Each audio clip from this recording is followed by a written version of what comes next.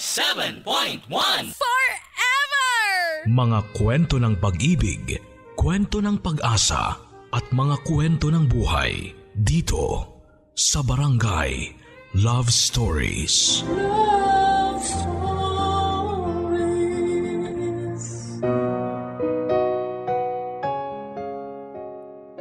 Parte ng buhay ng tao ang mga pagsubok. Dumarating daw kasi ito para mas lalo tayong maging matatag sa buhay. Pero madalas talaga mga kapuso, ito ang nagpapahina sa atin. Lalo na kung wala na tayong makapitan para kuhanan ng lakas. Ikaw kapuso, minsan ka na bang sumuko dahil sa mga pagsubok na dumating sa buhay mo? Ang pagsubok daw ang humuhubog sa katatagan ng isang tao. Kaya nga palagi raw natin kailangang lampasan ito kahit ano paman ang mangyari. Pero may mga pagsubok kasi na madalas na sabay-sabay na dumarating sa buhay natin.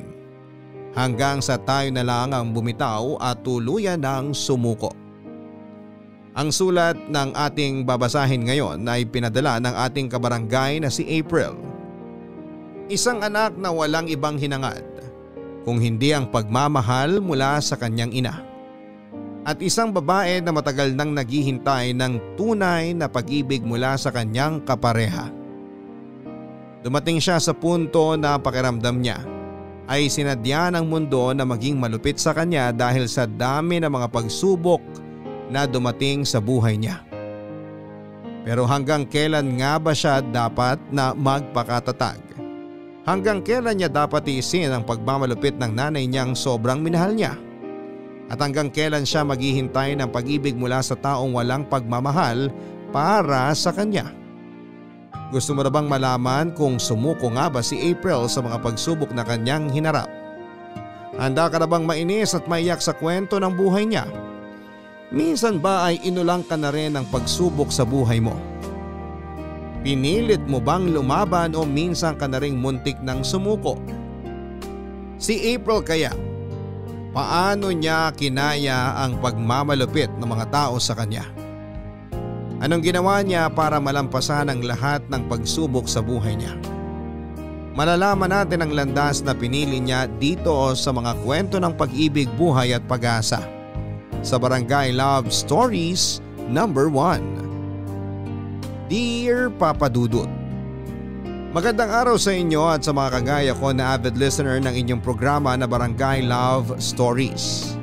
Ako nga pala si April, 29 years old, taga Navotas at nagtatrabaho sa isang mall na malapit sa inuupahan kong apartment. Hindi ko alam kung kailan nyo pa mababasa itong sulat ko dahil sigurado akong araw-araw ay nasa 100,000 ang mensahe at sulat na inyong natatanggap. Pero umaasa ako na mapili niyo pa rin tong sulat ko dahil sigurado naman ako na may aral sa buhay na maiiwan ang kwento ng buhay ko. Namulat at lumaki ako na si mama lang ang kasama ko sa buhay, Papa Dudut. Single parent kasi siya pero masasabi ko na medyo maginhawa naman ang buhay namin. Sa isang malaking kumpanya kasi nagtatrabaho si mama, kaya ayos lang kahit siya lang ang nagtatrabaho para buhayin ako noon. Kaya lang hindi talaga lahat ng nakagagaan sa buhay ay masaya. Kagaya ng buhay namin, lalo na at hindi talaga ako gusto na maging anak ng mama ko. Pero kahit palaging malupit ang pagtrato niya sa akin ay mahal na mahal ko pa rin siya. Ayaw niya noon na nakikita ako sa bahay, umiinit ang ulo niya kapag kasama niya ako. At sa mga simpleng pagkakamali ko lang ay hampas at palo na kaagad ang matatanggap ko sa kanya. Dahil sa isip ko kasi noon ay swerte pa rin ako na binuhay ako ni Mama Papa Dudut. Maswerte ako kasi hindi niya ako pinalaglag kahit pa ako ay bunga ng panggagahasa sa kanya ng dati niyang katrabaho.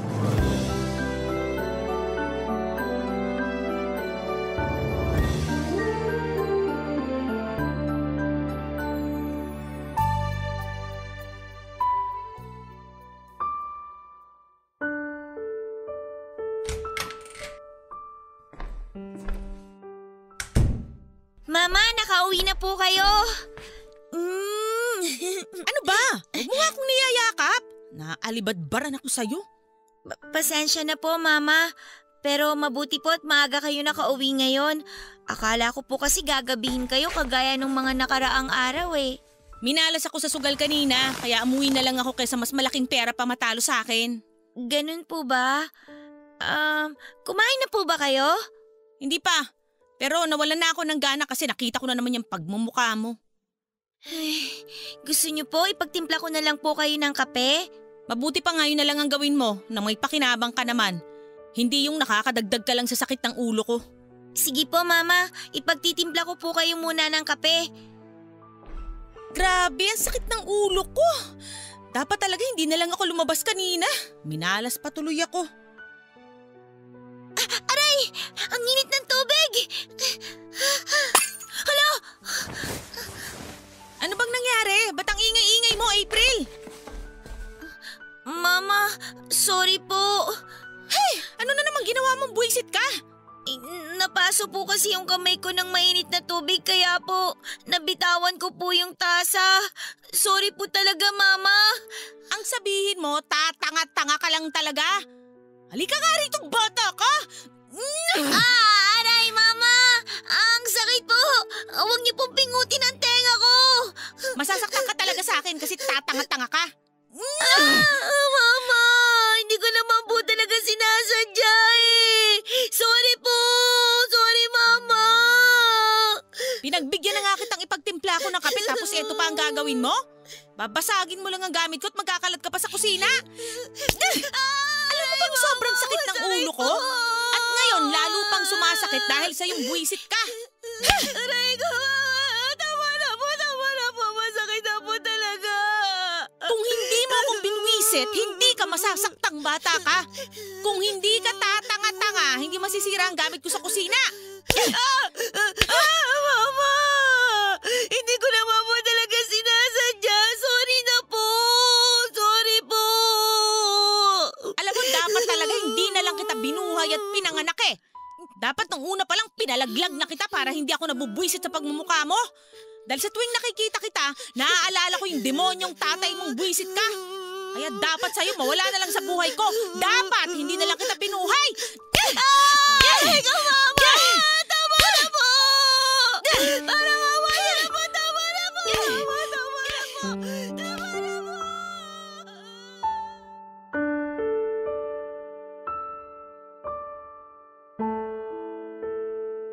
Papadudot kahit halos araw-araw akong nasisigawan noon ni Mama at madalas na sinasaktan ng pisikal ay mahal ko pa rin talaga siya.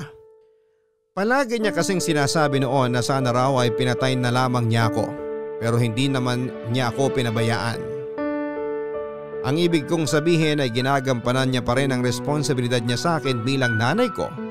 At dahil doon ay naniniwala ako, Papadudot, na kahit paano ay may pagmamahal pa rin siyang nararamdaman para sa akin. Kaya lang habang tumatagal noon ay mas lalo lamang nagiging mabigat ang mga kamay at mapanakit ang mga salita sa akin ni Mama. Mas lalo niyang ipinamumukha sa akin na nagsisisi siyang pinanganak niya ako. Dapat daw talaga ay pinatay na niya ako noong nasa tiyan pa lamang niya ako. Dapat daw ay hindi na ako binuhay pa. Masakit para sa akin ang paulit-ulit na marinig yon. Mas masakit pa nga yon kesa sa pananakit na pisikal na ginagawa sa akin ni Mama. Naisip ko rin tuloy noon minsan na sana ay hindi na lamang niya ako pinanganak pa. Nang maging teenager na ako ay nabawasan ang pananakit na pisikal sa akin ni Mama, Papadudot. Kaya lang hindi ang pagsigaw at pagmumura niya sa akin. Kaya mas masakit talaga ang dinadanas ko noon. Hanggang sa hindi ko na nga nakayanan ng lahat sa unang pagkakataon. Tandang-tanda ko pa yon kasi birthday ko ng araw na yon. Excited akong umuwi sa bahay galing sa eskwela. Umaasa ako na kahit papaano ay may pagkain siyang inihanda para sa akin, pero ang lasing na mama ko lang ang inabutan ko na nasa sala ng oras na yon. Pinapaalala ko pa nga sa kanya ang birthday ko at baka sakali ay bumait siya kahit na sa araw na yun lang. Pero isang sampalang sinagot niya kasunod ang mga salitang pinagsisisihan ko ang araw na pinanganak pa kita, April. Pumasok na ako sa kwarto ko noon, Papa Dudut, at tahimik na umiyak. Ang bigat talaga ng pakiramdam ko. Ang sakit ng dibdib ko na tila sasabog na at paulit-ulit ko noong naririnig sa isipan ko ang lahat ng mga mura, sigaw at masasakit na salita na sinasabi sa akin ni Mama. Hanggang sa basagin ko na nga ang salamin ko sa kwarto at abutin ang isang piraso noon. Alam kong mali talaga ang plano kong gawin ng mga oras na yon, pero hindi ko na talaga kayang tiisin pa ang lahat. At ayoko na ring mabuhay pa sa mundong ito, kaya hindi ko na napigilan pa na gawa ng masama ang sarili ko.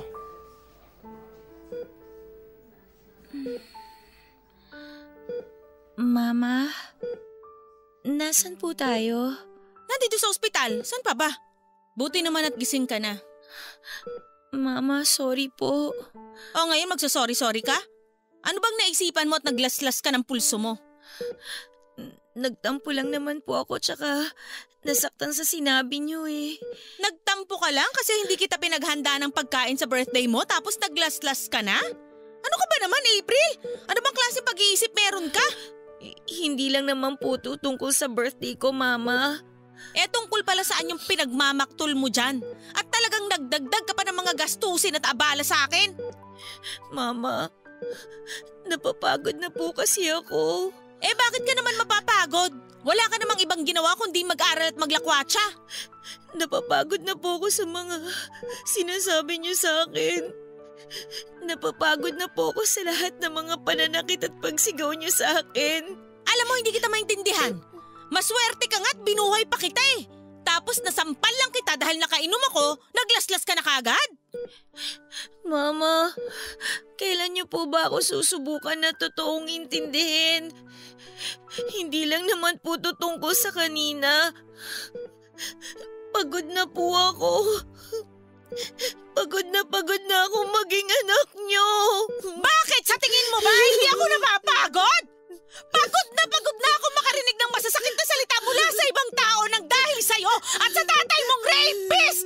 Mabuti nga at namatay na siya sa kulungan at laking pasalamat ko na ikaw lang ngayon ang tinitiis ko sa buhay! Palibasa hindi ikaw ang naabuso at hindi ikaw ang nabuntis at hindi ikaw ang nanakad ng isang rapist! Di sana nga po hindi niyo na lang ako binuhay. Hindi yung palagi na lang tayong ganito. Yung palagi na lang akong nakakarinig ng masasakit na salita mula sa inyo. Sana talaga nung una pa lang, pinatay niyo na lang po ako. Ang kapal din talaga ng mukha mong bata ka, no? Binuhay na nga kita, ginastusan at pinag-aral, tapos ganyan pa ang sasabihin mo sa akin? Para naman po kasi araw-araw niyo na rin akong pinapatay sa lahat ng mga sigaw at mura niyo sa akin eh. Alam niyo, dapat hindi niyo na lang ako dinala dito sa ospital eh. Para sana totoong namatay na lang ako. Para sana… Tama na nga! Tumigil ka na nga sa mga sinasabi mo, April! Wala namang kwenta yan! Mabuti pa umalis na ako dito at magpahinga ka na lang dyan! At huwag ka na uling gagawa ng kahit na anong kalokohan, ha? Kung hindi, malilintigan ka na talaga sa akin!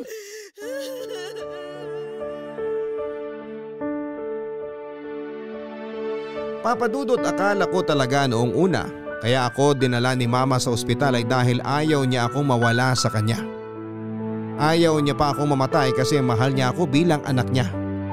Umasa pa ako noon na magbabago na siya, na pagmulat ng mga mata ko ay umiiyak na mukha ni Mama ang una kong makikita. Kasunod ang mahigpit na mga yakap niya.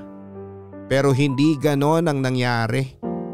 Kabaliktaran ng lahat ng inaasahan ko dahil ng araw na magising ako noon ay ang unang pagkakataon na naramdaman kong parang wala na talagang pakialam sa akin ng mama ko.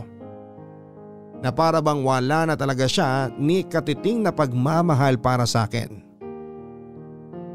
Pero tiniis ko pa rin yon kasi kahit sobrang nasasaktan na ako sa ginagawa niya sa akin, siya pa rin ang mama ko at mahal ko pa rin siya. Ang hindi ko lang maintindihan ng mga oras na yon, Papa Dudut, bakit kaya hinayaan pa ako ng Diyos na mabuhay kung parehong sitwasyon lang din naman ang makakaharap ko. Bakit nabuhay pa ako noon kung hahayaan lang din naman ng Diyos na patuloy akong maghirap sa mundong ito? Papadudot nang makalabas ako ng ospital at makauwi sa bahay ay hindi na ako masyadong kinausapan ni Mama. Kung kakausapin niya man ako ay palagi na lang napasigaw na may kasamang mura yon. Tinis ko pa rin ang ilang taon yon kasi mama ko siya at mahal ko siya. Yon ang paulit-ulit kong isinisiksik sa isipan ko. Kahit pa never ako nakaramdam ng pagmamahal mula sa kanya. Pero syempre lahat naman ng pagtitiis ay may hangganan. At dumating na nga ako doon nang muli niya akong mamura at masampal. Nang gabi rin na yon ay umalis na ako sa bahay ni Mama. Hindi niya ako pinigilan, Papa Dudut, at sobrang sakit noon para sa akin. Kasi pinatunayan niya lang na kahit kailan ay hindi niya talaga ako minahal bilang anak niya. May maliit na akong pera na naipon noon, Papa Dudut. Umupa ako ng maliit na kwarto na para sa sarili ko at nakahanap naman ako ng trabaho sa isang mall. Doon ko na nga nakilala, Papa Dudut, si Aris. Mas matanda siya sa akin ng 14 years. 34 na siya nang makilala ko at nakatira siya sa malapit din na inuupahan kong kwarto. Isa siyang security guard at madalas kaming nagkakasabay na kumain sa malapit na karinderya. Hanggang sa magkausap na nga kami, magkapalitan ng cellphone number at pagkalipas ng ilang linggo ay nagkaroon na nga ng relasyon. Si Aris ang first boyfriend ko. At sa kauna-unahang pagkakataon ay nakaramdam ako ng pagmamahal mula sa isang tao.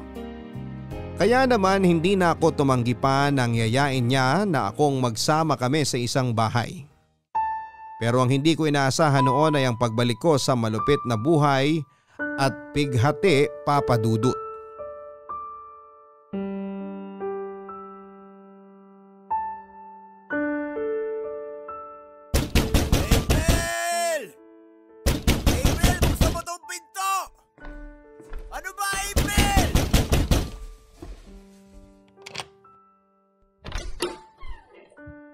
Mahal, sorry ha kasi nakatulog ako.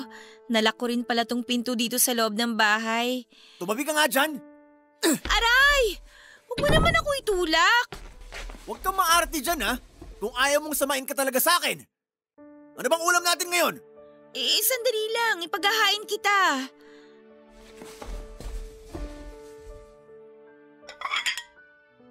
Oh, ito. Ano yan? Kanin tsaka pritong dilis. Alam kong dilis at kanin yan, tanga. Ano ba tingin mo sa akin? Bulag? Pagkain ang hinihingi ko, hindi kaning baboy. Hindi naman kaning baboy to, mahal. At talagang sumasagot ka na sa akin, leche ka, ha? Aray ko! Aray ko! Bitiwan mo naman yung buhok ko, Aris! Nasasaktan ako, ano ba? Masasaktan ka talaga sa akin kasi tatanga-tanga ka. Kapag pagkain ang hinahanap ko, yun ang ibigay mo sa akin. Wala na nga ako maihain sa'yo na ibang pagkain. Inutang ko nga lang yan sa kakilala kong tindera kasi wala nang natirang pera sa akin eh. Binayaran ko na kasi yung utang mo na 3 buwan na upa dito sa bahay. Sinasabi mo bang kasalanan ko ngayon na wala ka ng pera, leche ka? Aray ko, Aris! Please naman, bitawan mo na yung buhok ko! Ang sakit na eh! Ayan! Aray! Lumabas ka ron at bumili ka ng pritong manok! Pero saan pa ako makakabili ng pritong manok? Maghahating gabi na oh! Wala akong pakialam! Basta gumawa ka ng paraan dahil gusto ko ng manok! Aris naman eh! Uuwi-uwi ka ng ganitong oras tapos ako nga apurahin mo na maghanap ng makakain mo! Aba, leche ka talagang babae ka, ha? Aris, ano ba? Bakit ka ba nananampal? Kanina mo pa ako sinasaktan na! Kasi nakakalimutan mo yata na nakikitira ka lang dito sa bahay ko. Nagsishare naman ako sa mga gastusin dito. Tsaka ako pa nga nagbayad ng utang mo ng upa ng 3 buwan sa may-ari nitong bahay eh. Alam mo ikaw, kanina ka pa eh. Nakakainit ka na talaga ng ulo, babae ka. Halika nga rito! Halika rito! Aris, ano ba? Bitiwan mo nga ang buhok ko! Tandaan mo to, April. Bahay ko to. At ako lang ang masusunod dito. Siguro naman matatandaan mo yan kapag inumpog ko ng ulo mo sa pader. Aray, tama na! Tama na! Sumagot ka ng maayos kung ayaw mo mas malintikan pa sa akin. Tandaan mo, ako lang ang nagmamay-ari ng bahay na to. Ako lang!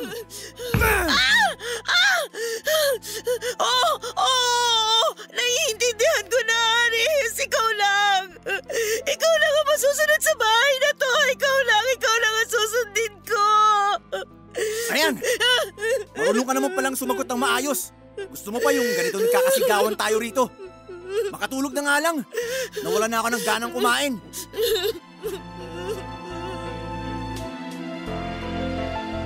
Papadudot pakiramdam ko noon ay malas ko talaga sa taong nakakasama ko sa buhay.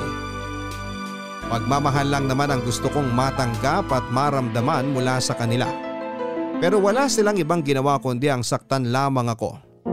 Iniisip ko kung bakit ba nila ginagawa yon sa akin. Bakit nila ako sinasaktan? Bakit hindi nila ako magawang mahalin? Sa kabila ng nangyari na yon ay hindi rin naman kaagad ako nakipaghiwalay noon kay Aris Papadudut. Naniniwala kasi ako na pwede pa siyang magbago at pwedeng bumalik yung unang Aris na nakilala ko at naging mabait sa akin. Ilang linggo at buwan ko pang tiniis ang pananakit niya sa akin. Hanggang sa sumuko na rin ako dahil may mga oras na halos muntikan na niya talaga akong mapatay dahil sa pananakit niya. Kaya umalis na ako sa buhay niya, dala ang mga gamit ko nang hindi ako nagpapaalam sa kanya. Mabuti na lang at may mga katrabaho ako noon na naging mabait sa akin kagaya ni na Faye at Darius. At doon muna ako nakitira sa apartment na tinutuluyan ng katrabaho kong si Faye Papadudut. Grabe, nakakapagod yung chef natin kanina, no? Ay nako, sinabi mo pa. Malapit na kasing magpasko kaya marami ring nagsha-shopping ngayon sa mall. Pero mas marami pa rin ang nag-window shopping lang, na pampasikip lang naman sa mga mall. Dapat hindi na lang sila dumadagdag sa dami ng tao para hindi na tayo nasistress sa kanila. Hayaan mo na sila. Baka pampatanggal na lang din nila ng stress sa bahay yung pamamasyal. Sa bagay, tama ka dyan. Basta, April, magkasama tayo sa Pasko ha.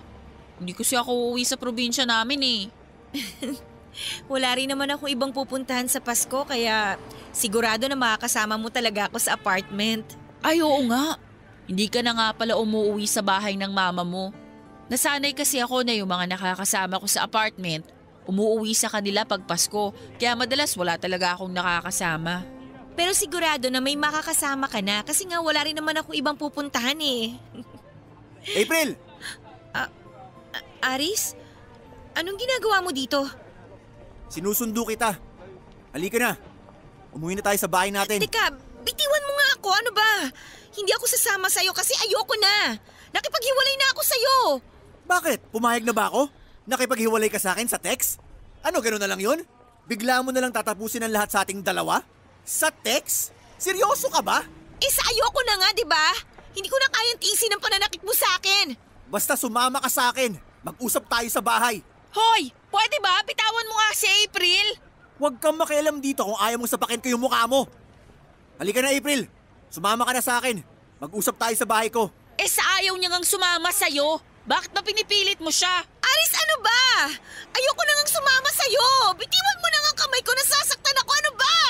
Mas masasaktan ka kapag nag-inarte ka pa dyan, kaya halika na. Aris, ano ba?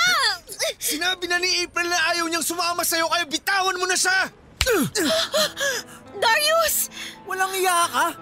Ang kapal na mukha mo, suntukin ako ah! Ano ba naman yan? Susuntok ka na nga lang, lalampa-lampa ka pa. Ganito kasi dapat. O ano? Lalaban ka ba? Sinabi na nga ni April na ayaw niyang sumama sa'yo eh. Namimilit ka pa. Pwe! Pasalamat ka nakainom ako. Pero babalikan ko kayo. Lalo ka na, April! Pwe! April, ayos ka lang? Oo, ayos lang ako. Thank you, Faye. Pati na rin sa'yo, Darius. Wala yun. Mabuti pala at naabutan ko pa kayo naglalakad papunta sa sakayan. Kaya nga eh. Kung hindi, baka nakaladkad na ako ni Aris papunta sa bahay niya. Ang war freak pala talaga ng ex-boyfriend mo. O April, nakakatakot. Ay, Yun talaga ang dahilan kung bakit ko siya hiniwalayan. Kasi masyado niya talaga akong sinasaktan eh. Salamat ulit sa inyong dalawa ha. Lalo na sa'yo, Darius. Thank you talaga.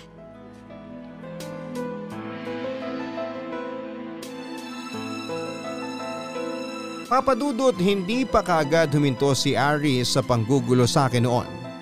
Palagi siyang tumatawag at nagtitext sa akin na ayusin na raw namin ang relasyon naming dalawa. Na magbabago na raw siya at hindi na niya ako sasaktan. Sinabi ko na ayoko na talaga dahil pagod na akong mahalin siya. At pagkatapos kong i-reply yon ay magkakasunod na mura at pagbabanta ang tinext niya sa akin.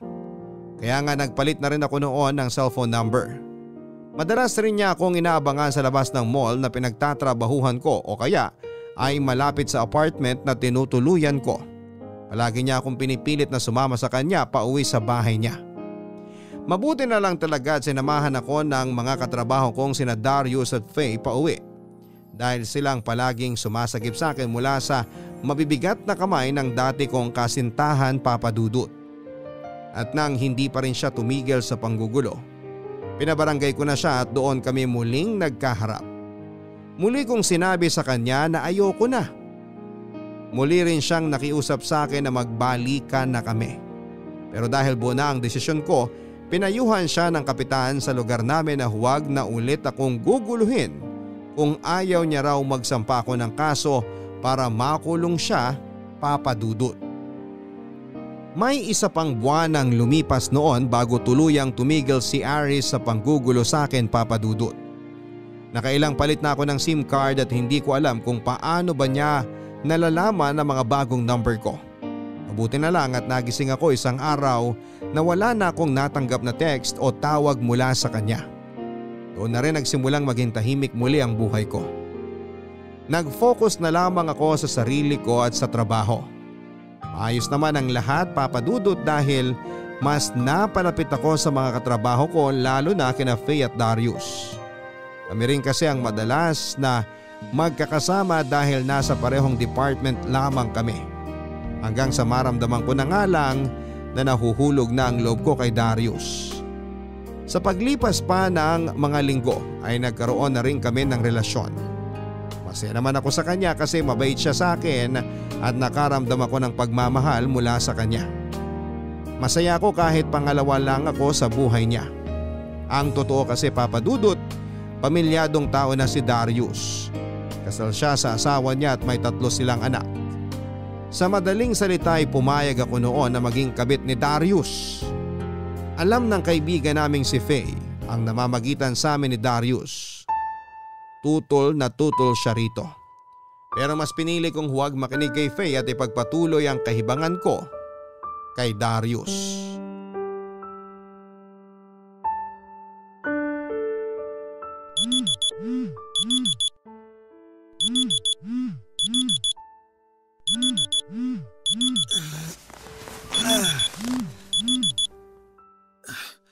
Alas 7 na pala ng gabi. Kailangan ko na umalis. Magbibihis na ako. Darius, mamaya ka na umalis. Hindi pwede. Baka kasi magtaka ang misis ko. Sabihin mo na lang na nag-overtime ka ngayon sa trabaho kaya na-late ka nang uwi. April, wala akong pasok sa trabaho ngayon. At dapat nasa bahay lang ako. Pero nandito ako ngayon kasama mo dahil ang alam ng misis ko, canceled ang mga rest day natin. Tapos malilate pa ako ng uwi. Madali lang naman magdahilan kung gusto mo talaga eh. Oo nga. Pero mahirap magsinungaling kapag nakahalata na siya. Ay, okay, fine. Mukha namang hindi na talaga kita mapipigilan. Pero Darius, saan ka magse-celebrate ng Pasko? Ha? Ano ba namang klaseng tanong yan, April? Wala lang, gusto ko lang malaman. Eh di sa bahay namin. San pa ba? Pwede bang dito ka na lang magpasko kasama ko? Ha? Ano ba, April? Wag mo nga akong yakapin. Nakita mo na nga nagbibihis na ako eh. Saglit na yakap lang naman eh. Ito naman. Kahit na. Sinabi ko naman sa'yo na malakas ang pang-amoy ng misis ko, di ba? Kapag kumapit sa damit ko yung pabango mo, maghihinala na kaagad yun na may ginagawa akong kalokohan. Ang paranoid mo naman masyado. Hindi ako paranoid. Nag-iingat lang ako. O basta, dito ka magpapasko sa apartment kasama ko Ano ba yung sinasabi mo? Alam mo namang hindi pwedeng mangyari yan, di ba? Bakit hindi? Pwede ka namang magdahilan sa kanya na nasa trabaho ka lang Sa tinagal-tagal ng pagsasama namin ng asawa ko, kahit kailan hindi pa ako nagpasko nang hindi sila kasama ng mga anak ko. Kaya hindi pwedeng mangyari ang gusto mo, April. Saka alam mo, may napapansin ako sa'yo Bakit ba ang drama mo masyado ngayon? Hindi ako nagdadrama, naglalambing lang ako. Magdadalawang buwan ng relasyon natin pero parang wala man lang nagbabago. Ano bang pagbabago ang gusto mong mangyari? Yung hihiwalayan ko ang asawa ko at iiwan ang mga anak ko para lang sa'yo? April, akala ko ba nagkakaintindihan tayo? Kung ano man ang namamagitan sa ating dalawa, hindi relasyon ang tawag dito. Tikiman lang to, okay? Tikiman! Yun lang!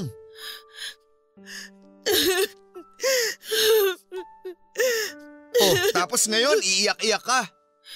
Darius kasi, mahal na kita Kaya hindi lang to basta landian o tikiman para sa akin. Kung gano'n naman pala, tigilan na lang natin to. Kasi kung pinapantasya mo na iiwan ko ang pamilya ko para sa'yo, pues gumising ka na sa katotohanan na kahit kailan hindi yun mangyayari. Hindi ko ipagpapalit ang pamilya ko para lang sa'yo, okay? Tandaan mo yan.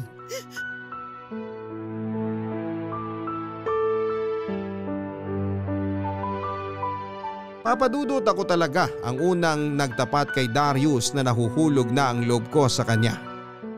Sinabi niya noon na gusto niya rin ako pero hindi pwedeng maging kami dahil pamilyado siyang tao. Nang dahil doon papadudot ako na rin na nagsabi kay Darius na ayos lang sa akin kahit gawin niya akong pangalawang babae sa buhay niya.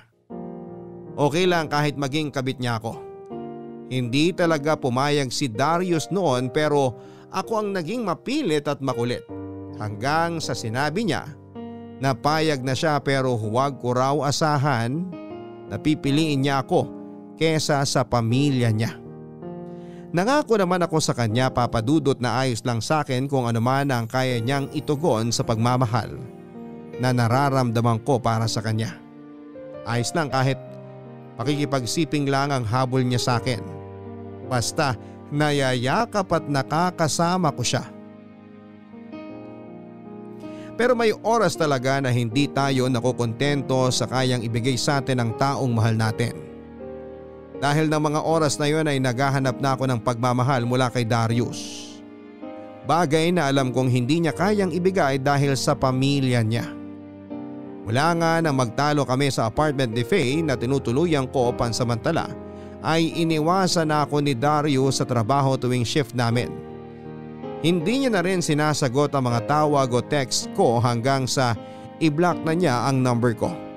Pero hindi pa rin ako tumigil noon papadudot dahil alam ko sa sarili ko na kahit paano ay may pagmamahal na rin para sa akin noon si Darius. Naniniwala ako na mahal na rin niya ako.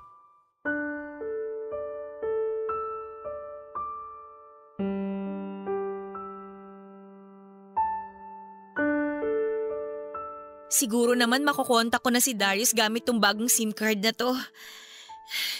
Kakausapin na niya siguro ako kapag nasagot niya tong tawag ko. I-dial ko na nga ang number niya.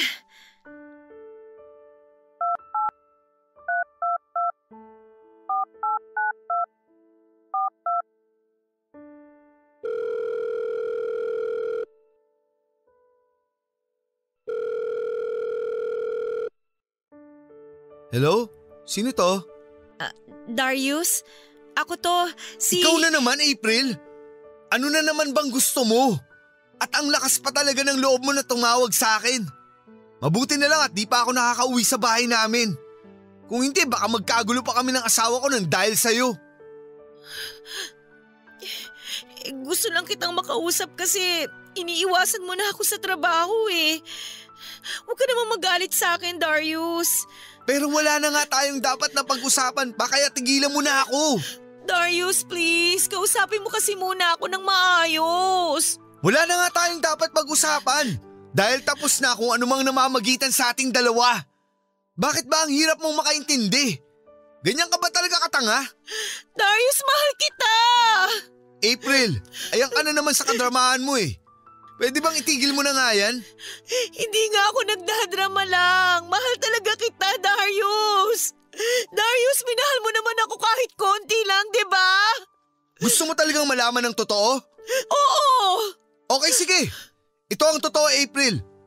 Kahit kailan, wala akong naramdaman ni katiting na pagmamahal para sa'yo. At alam mo kung ano lang ang nararamdaman ko para sa'yo bukod sa init ng katawan? Awa! Awang-awa ako sa'yo, April. Naaawa ako sa'yo kasi pilit mong hinahanap sa iba ang pagmamahal na ikaw mismo hindi mo maibigay sa sarili mo. Hindi totoo yan! Talaga? Sigurado ka? Uhaw na uhaw ka nga sa pagmamahal, di ba? Kaya nga ayaw mo akong tigilan eh. Kasi ang gusto mo lagi, yung nanlilimos ka ng pagmamahal mula sa ibang tao. Kaya pwede ba, April? Kung may problema ka sa sarili mo, huwag mo nang idamay ang ibang tao. Kasi nakakaperwisyo ka na. Kaya tigilan mo na rin ang pagtawag at maglapit-lapit sa akin. Sige na! Darius, teka lang! Mag-usap muna tayo! Huwag mong… Hello? Hello, Darius? Hello? Hello? Bakit ba palagi na lang ganito? Bakit ba palagi na lang ako sinasaktan ng mga mahal ko? Ano bang kulang sa akin? Ano bang ginawa ko? Bakit hindi niyo ako magawang mahalin? Bakit? Bakit? Bakit? Ayoko na. Hindi ko na kaya.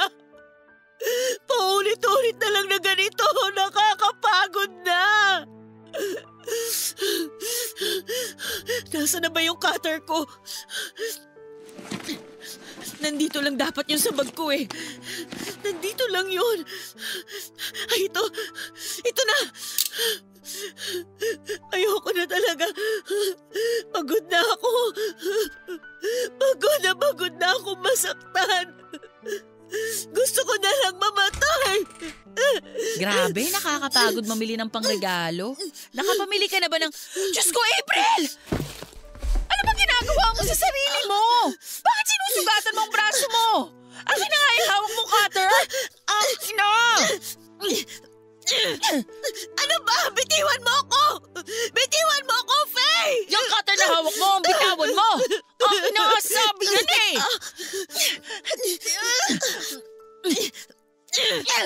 Dapat kasi dito tinatapon eh! Ano bang problema mo? Si Darius na naman ba? Sinabi ko naman kasi sa'yo na tigilan mo na yung lalaki na yon. Kasi wala ka mapapala sa kanya. Tigas kasi ng ulo mo. Faye, ayoko na. Palagi na lang ganito eh. Palagi na lang akong iniiwan. Palagi na lang din ako sinasaktan. Gusto ko na mamatay. Ayoko na masaktan. Iabot mo na sa akin yung cutter ko, please. Hayaan mo na lang ako sa gusto kong mangyari. Gusto ko nang mamatay. Bakit? Sa tingin mo ba matatapos na lahat ng problema mo kapag sumuko ka kagaya ng ginagawa mo ngayon? Hindi, April. Dahil gumagawa ka lang ng panibagong problema sa buhay mo. Hindi mo kasi ako naiintindihan. Hindi kasi ikaw yung anak ng rapist eh. Hindi ka kasi pinalaki ng nanay mo na puno ng galit para sa'yo. Hindi ka nagkaroon ng mga lalaki sa buhay mo na sinaktan ka lang. Kaya kahit kailan, hindi mo ako maiintindihan. Siguro nga hindi ko pinagdaanan lahat ng problemang pinagdaanan mo. Pero hindi pa rin tama itong ginagawa mo sa sarili mo ngayon. Kung pagod at sobrang nasasaktan ka na, umiyak ka lang. Hindi naman bawal yun. Umiyak ka lang ng umiyak hanggang sa gumaan ang pakiramdam mo. Kung hindi pa rin nababawasan yung bigat sa dibdib mo, kausapin mo ko. Iyakan mo ko. Makikinig ako sa'yo hanggang sa mabawasan ang kirot yan sa dibdib mo. April, hindi mo kailangang saktan ang sarili mo. Kailangan mo lang maging matatag at malakas. Kayanin mo. Kayanin mo para sa sarili mo.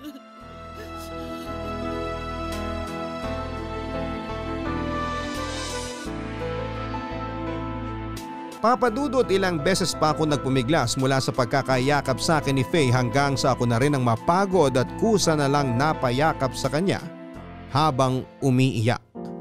Sinunod ko ang sinabi niya na iiyak at isigaw lang ang lahat sa kanya. Oo, nabawasan ang kirot sa dibdib ko pero hindi yun tuluyang naglaho.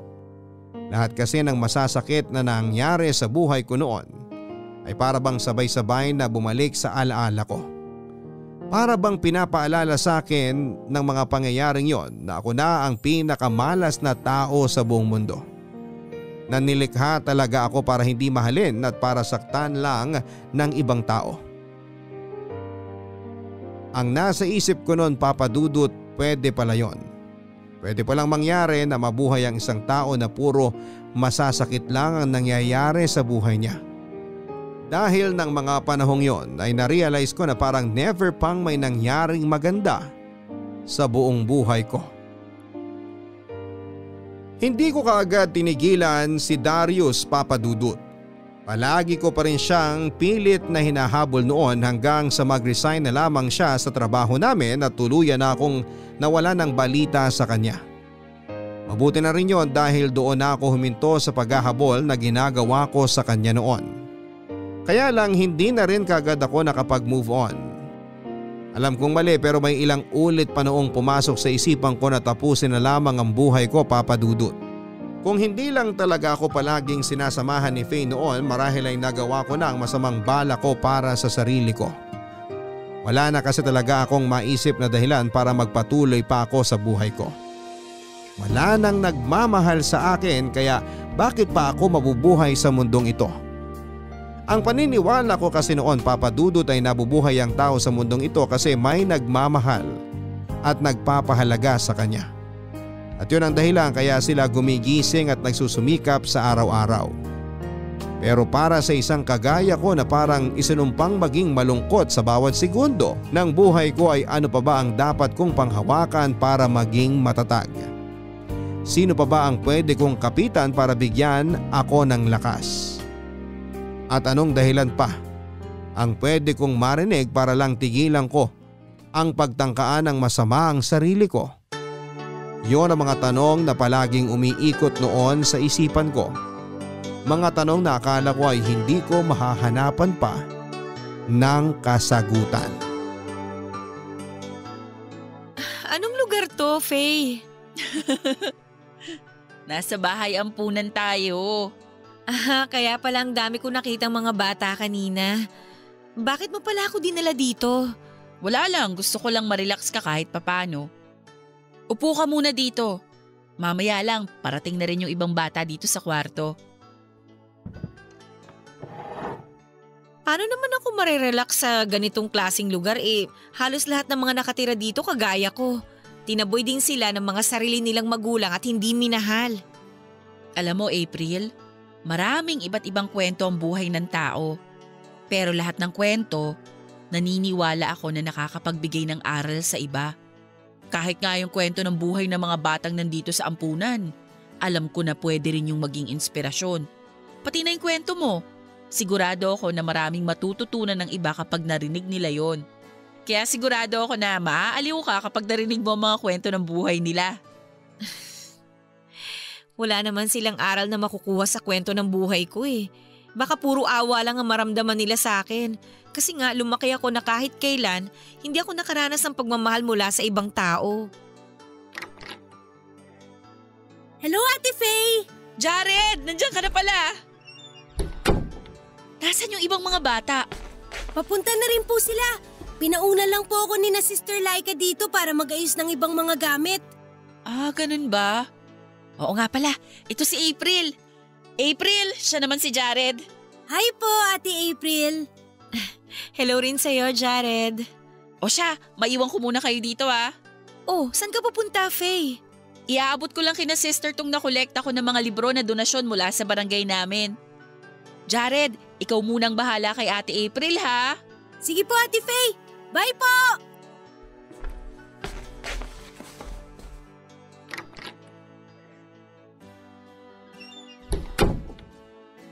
Kapatid po kayo ni Ate Faye? Hindi. Kaibigan ko lang siya. Alam nyo, mabait po talaga yan si Ate Faye. Isa po siya sa matagal ng palaging bumibisita dito sa amin. Yung iba kasi, hindi na bumalik pagkatapos magpakain ng isang beses at kuhanan kami ng mga litrato. Pero si Ate Faye, hindi yan mahilig magpa-picture, kagaya ng ibang pumupunta dito sa amin. Ang hilig niyang gawin, turuan ng ibang mga kasama ko na bata dito na magbasa at magsulat. Gano'n ka na ba katagal dito, Jared? 6 na taon na po. 3 years old daw po ako nung mapunta ako rito eh. Kasi sinasaktan daw ako ng nanay ko at ng stepfather ko. Hindi ko na nga po matandaan yun eh. Narinig ko lang po yung kina Sister Laika. Pero natatandaan ko po na nung 7 years old ako, may umampun sa akin na isang babae. Oh, ano nangyari? Bakit nandito ka ulit? Hindi po kasi maayos ang pagtrato niya sa akin. Palagi niya akong ginugutom, pinapalo at kinukulong sa cabinet. Hanggang sa nagising na lang po ako isang araw, nasa ospital na ako at hirap makakilos. Pero matagal na pong nangyari yun. Ayos na po ako ngayon at naghihintay na ulit ako ng bagong magiging magulang ko. Hindi ka ba natatakot na baka saktan ka ulit ng bagong aampon sa'yo? Nung una po natakot na talaga ako kasi baka ikulong ulit ako sa cabinet ng bagong magiging magulang ko eh. O kaya hindi niya rin ako pakainin ng maayos sa tamang oras. Pero sabi nga ni na Sister Laika, hindi po masama ang lahat ng tao at hindi hahayaan ng Diyos na may mangyaring masama ulit sa akin. Kaya naisip ko po na siguro kaya ako'y binalik dito para na rin makatulong sa mga bata na mas mahina pa ang loob kesa sa akin. Ganun naman po talaga dapat, di ba? Hindi tayo nagagalit sa mundo at dapat tinutulungan natin ang mahihina. At kung tayo man ang mahina, meron ding malalakas na tutulong sa atin kagaya ng Diyos. Basta ang mahalaga po, palagi tayong maging matatag habang nabubuhay tayo.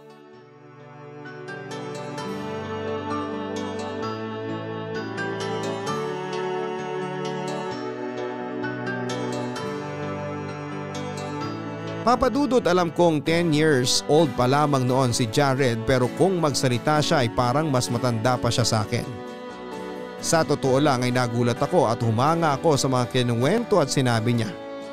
Inasahan ko nang makarinig ng mga malulungkot na kwento ng buhay mula sa mga batang kagaya niya kasi bahayampunan nga yon.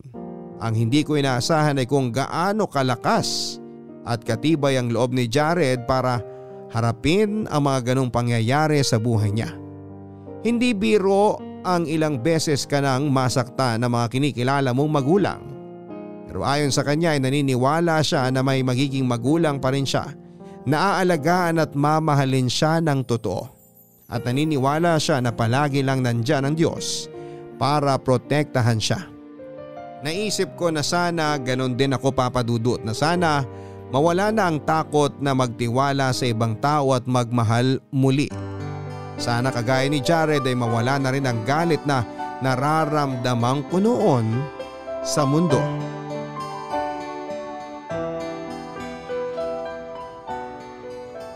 Faye! Sorry ha, ngayon lang ako. Kanina ka pa ba naghihintay dito sa may gate? Di naman masyado, mga 10 minutes lang. Ano ba yan? Nakakahiya naman sa'yo. Hindi ko kasi kagad nabasa yung text mo na dito ka na pala maghihintay sa akin. Ayos lang yun, huwag kang mag-alala. Sa kamukha namang nag-enjoy ka kasama ang mga bata. Kaya walang problema sa akin yun.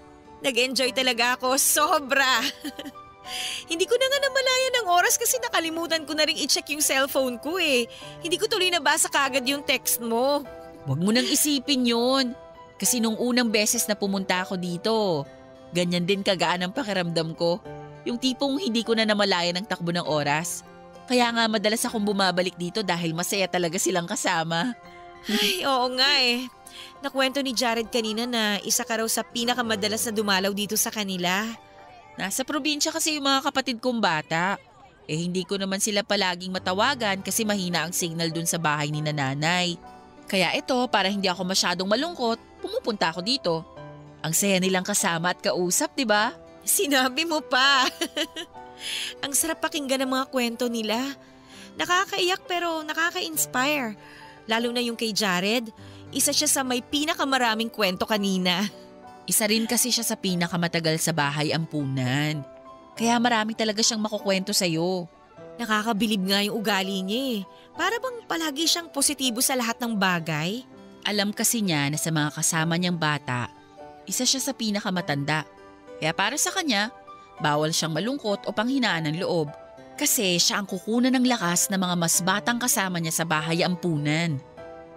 Ay, sana lahat kagaya niya. Yung kayang maging positibo sa buhay, tsaka palaging malakas sa lahat ng oras. Nung nakikinig nga ako sa kwento niya, tsaka dun sa kwento ng ibang bata, medyo nahihiya ako sa sarili ko eh. Kasi ang babata pa nila pero pilit nilang kinakaya lahat. Samantalang ako ito, ilang beses nang muntikang sumuko. Kaya mo rin namang maging malakas. Siguro ngayon medyo mahirap pa kasi bago lang yung mga masasakit na pangyayari sa'yo. Pero kung lalakasan mo ang loob mo, baka kalimutan mo rin ang lahat ng sakit na yan. Sana nga. Sana dumating din ako sa point na tinatawanan ko na lang lahat ng pagsubok na dumating sa buhay ko. Sana makayanan ko nang hindi umiyak ng dahil sa mga taong nanakit sa akin noon. Huwag mo kasing madaliin ang lahat. Take your time. At kung kaya mo, hayaan mo lang na maramdaman yung sakit dyan sa puso mo. Makikita mo, yung kirot dyan sa dibdib mo, kusa na ang aalis sa buhay mo. Tama ka dyan. Pero Faye, salamat ha. Salamat kasi palagi kang nandyan para sa akin. Salamat kasi palagi mo akong binibigyan ng lakas para magpatuloy na mabuhay. Wala yun. Kaibigan mo ako eh. Basta wala nang sukuan ha. Kung nasasaktan ka, kailangan mo ng kausap o ng iiyakan, kalabitin mo lang ako at sasabayan kitang uminom ng alak hanggang sa pareho na tayong humagulgol. Sira! Basta ito ang tatandaan mo, April. Pwedeng marami pang pagsubok ang dumating sa buhay mo. Pero isipin mo na lang na walang pagsubok na binibigay sa atin ng Diyos na hindi natin kayang malampasan. Madalas hindi natin maintindihan kung bakit kailangan na tayo ang paulit-ulit na bagsakan ng mga pagsubok. Pero sa huli, kapag nalampasan na natin ang lahat, malalaman natin na isa sa mga dahilan kung bakit nangyari yon, para mas maging malakas at matatag tayo sa mundong to.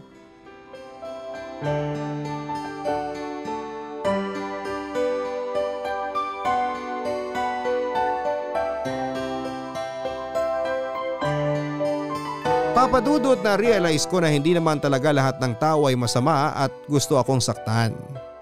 Meron at meron pa ring mabuti at gusto akong pahalagahan. Nasa pagkilatis lang talaga siguro kung paano ako dapat na magsimulang magbigay ng tiwala sa iba. Marami bang masama at mapagsamantalang tao dito? Meron at meron pa ring mga mabubuti.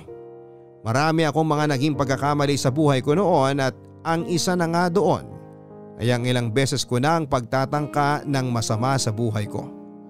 Aaminin ko na nagawa ko yon dahil unti-unti na ring nawala ang tiwala at pananalig ko sa Puong May Kapal. Naging makasarili ako at mapaghingi ng pagmamahal mula sa ibang tao. At nang dahil doon, nakalimutan ko na rin pahalagahan ang sarili ko. Nakalimutan kong palagi namang nandyan ang Puong May Kapal para sa akin, pero pilit kong binabaliwala dahil naging bulag ako sa katotohanan at sakit na nararamdaman ko. Naisip ko rin noon na maraming ibang tao ang may mas mabigat na problemang dinadala kesa sa akin. May iba na araw-araw ay nakikipaglaban sa bingit ng kamatayan. Mga taong oras-oras na nananalangin na sana ay gumaling sa malulubha nilang karamdaman. At mga taong may kanya-kanyang kinakaharap na mabibigat na mga pagsubok. Kaya sa totoo lang, swerte na rin ako dahil hindi ganong kabigat ang mga pinagdadaanan ko. Maswerte ako, Papa Dudut, na may mga tao pa ring ibinigay ang Diyos para maging instrumento at maging sandalang ko sa oras na halos hindi ko na kaya. Masyado nga rin kasi akong naging mapaghanap noon, Papa Dudut. Ang hinahanap ko palagi ay ang pagmamahal mula sa ibang tao, mga tao na hindi naman ako pinapahalagahan. At sa sobrang paghahabol ko sa kanila, nakalimutan ko nang mahalin ang sarili ko. Wala naman talagang masama kung magbigay tayo ng pagmamahal, pero ang panlilimos ng pagmamahal, atensyon at pagpapahalaga mula sa ibang tao ang hindi natin talaga dapat na ginagawa. Matuto tayong huminto kapag alam nating nasasamantala na ang kabaitan natin. Matuto tayong magpahalaga sa ating mga sarili bago sa ibang tao. Kasi kung hindi natin kayang mahalin ang sarili natin, may hirapan din ang iba na tanggapin at pahalagahan tayo. Ilang taon na rin ang nakalipas mula na mangyari ang lahat ng ito sa buhay ko, Papa Dudut. Isa na akong assistant supervisor ngayon sa mall na pinagtatrabahuhan ko. Wala na doon si Faye dahil lumipat na siya sa ibang trabaho. Pero magkasama pa rin kami sa apartment hanggang ngayon. At pareho rin kami na madalas na dumadalaw sa bahay ampunan. Hanggang sa mga oras na ito ay nandun pa rin si Jared at wala pa rin umaampon sa kanya. Pero nakikita ko naman na hindi na siya nalulungkot. Siguro na kontento na lamang siya kung nasaan siya at kung ano ang meron sa buhay niya. Yun naman kasi ang mahalaga doon. Hindi yaman, hindi luho, kung hindi yung pagmamahal na natatanggap mo mula sa mga taong nakapaligid sa iyo.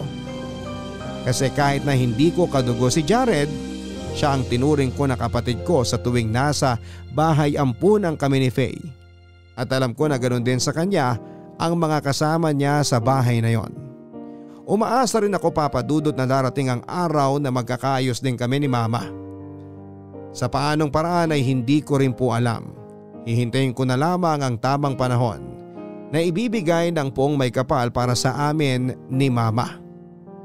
Minsan talaga nakakapagod ang buhay, lalo na ang mga pagsubok na dumarating sa atin. Pero hindi ibig sabihin noon na dapat na tayong sumuko. Uso naman kasi ang magpahinga kapag nararamdaman na nating hindi na natin kaya. Matuto tayong saglit na magpahinga bago muling lumaban. Kailanman na hindi sagot ang pagsuko sa mga problemang kinakaharap natin. Basta kapag nauubusan na tayo ng lakas, dasal at pananalig lang sa Poong May Kapal ang palagi nating sandalan.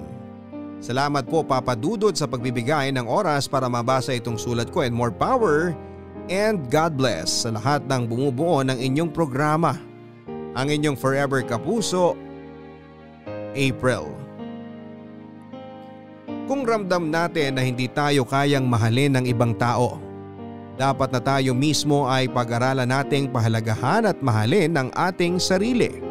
Dahil ang pagmamahal ay palagi nagsisimula sa ating sarili. Maraming salamat, April, sa pagbabahagi mo ng iyong kwento ng buhay. Hindi rin talaga biro ang mga pagsubok na iyong pinagdaanan, lalo na noong bata ka pa lamang. Yung pakiramdam na walang sino man ang nagmamahal sa iyo, kaya nahirapan ka na rin na mahalin ang iyong sarili.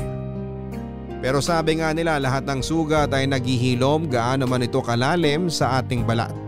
At pwede natin gamitin ang magiging peklat nito upang tayo ay lalong maging malakas. Pero masaya ako, April, na kahit paano ay natutunan mo nang maging matatag. At syempre, alam mo na kung paano pahalagahan ang sarili mo. Napatunayan mo na totoo ang kasabihan na walang pagsubok na ibinibigay sa atin ng Diyos ang hindi natin kayang malampasan. Alam niyo mga kapuso, minsan ang mga pagsubok na dumarating sa buhay natin ay way po ni God para maipakita sa atin ang tunay na kahalagahan ng buhay. Kagaya na lamang ng nangyari sa ating letter sender na si April.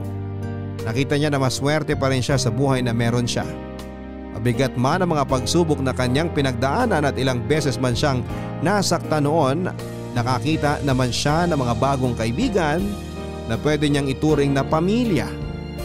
Minsan kasi kailangan nating masaktan ng paulit-ulit para mahanap natin ang ating mga sarili sa mga kasagutan sa tanong natin.